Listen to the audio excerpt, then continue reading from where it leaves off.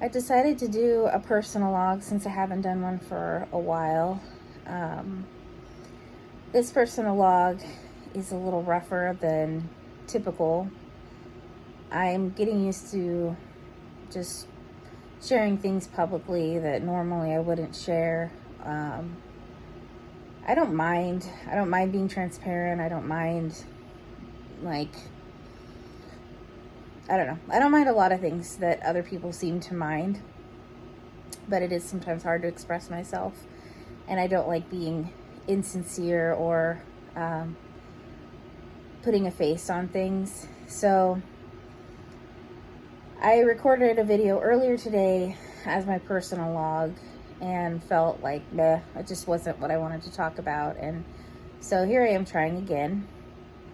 I kind of wanted to share what it's felt like this week, and that's where I'm going to put my focus. As I said in my last video, I got my diagnosis this week, and it was bittersweet. I was grateful to have it, and reading it, I felt like it really did reflect what it was like living in my skin in a lot of ways. The struggle I've gone through, and the things that are my strengths and the things that are my weaknesses. Of course, kind of typical for what it is that I am, realizing about myself. I got hung up on a couple inconsistencies or inaccuracies. The main one being she did not put my ADHD diagnosis in the summary as well, and I'm worried because I don't want to miss anything. I'm going to apply for disability, or I already did apply for disability, and I want to make sure they have an understanding of what all my struggles are. And to me, the fact that I not only am PDA and struggle to make commitments or follow through on commitments, but I also am ADHD, meaning that I am forgetful and I get easily excited by things and burned out on them, back to back. It's all of it is very hard and kind of narrows my playing field as far as employment considerably. So I have an appointment I'm nervous about with her. I hope, I don't know if there's a reason why because there is my results were in the back of the assessment for the ADHD testing, and I did test high. I mean, to me, it was like, I think there was only one category where I tested like average, but every other category for ADHD I tested pronounced. So I don't know. It's just the fear of the unknown. I'm not sure what to expect there, but I am going to follow through on it, which makes me tired, which then makes it hard if the kids are having a hard time about anything. And twice this week, they were emotional about things, but probably emotional because the household and myself, I've been very checked out. And I think they get, surprisingly, they're pretty calm most of the time, and they don't seem to be having distress or be under distress most of the time, but every once in a while they do. And this time, twice this week, I just couldn't handle it very well when they were upset, and I didn't know what to do, and then I had almost a panic attack. So I've been talking to my mom, and she, she's older and has her own things going on, but she is going to try to have the kids more frequently, more consistently, so that I can have breaks that I can rely on. Then they're homeschooled.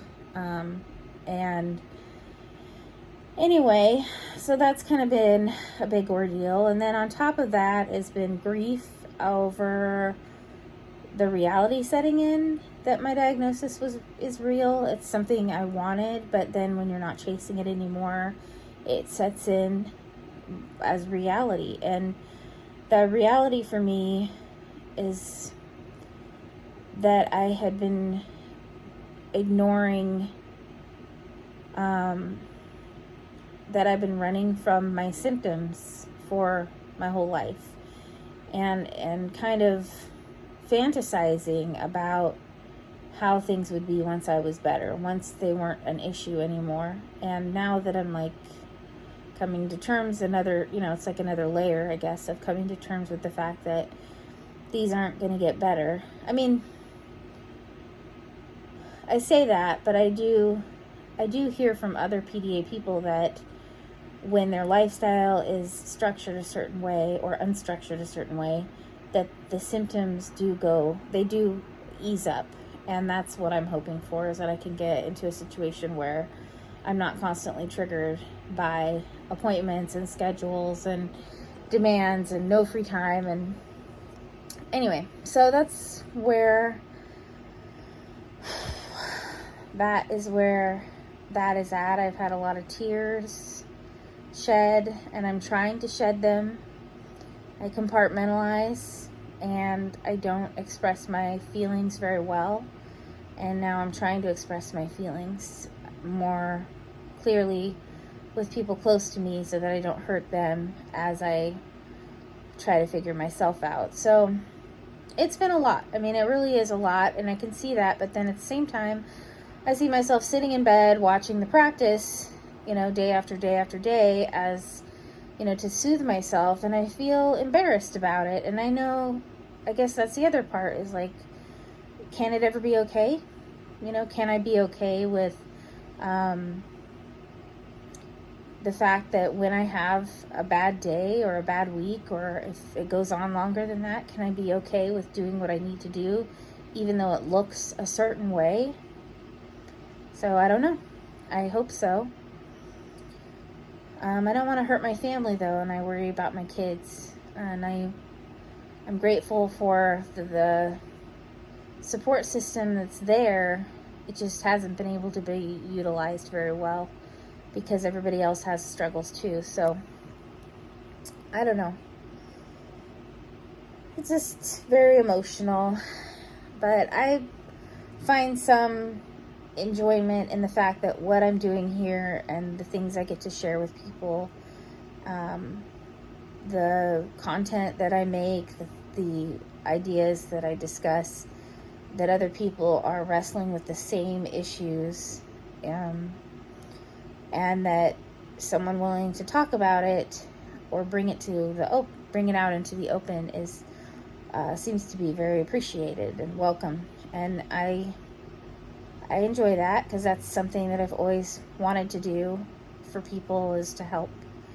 And so yeah, sorry this is kind of a sad video, but good news is we have help coming this weekend, and to here at the house, and we are going on a trip, and we're going to spend time together in a hopefully should be low stress environment, right by the ocean, and have it all planned out. So that is this weekend. That's for my husband's birthday.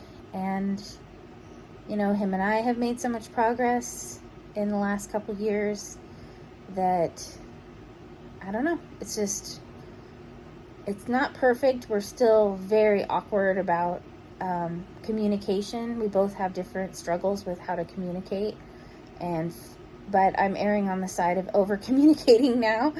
That makes me self-conscious, but that is definitely where I'm leaning. Is I decide if I'm not sure about something, do I need to talk about this with him? I just do it, because I've held back before, and thinking that was doing someone a favor, doing him a favor, doing a friend a favor, doing whoever a favor, by not burdening them with my emotional struggle. And then it turns out I've been alienating. So I don't know. I just don't want to do it anymore. I'd rather over talk, and if I am stressing them out somehow, they can tell me, and then we can figure it out from there. But it's a lot. It's just a lot of change and a lot to absorb. And I'm hitting my 10-minute mark, which I'm going to say is now my limit for these personal logs. So I probably won't be back on for another week with a video. But as always, thank you for listening, and wish us luck this weekend.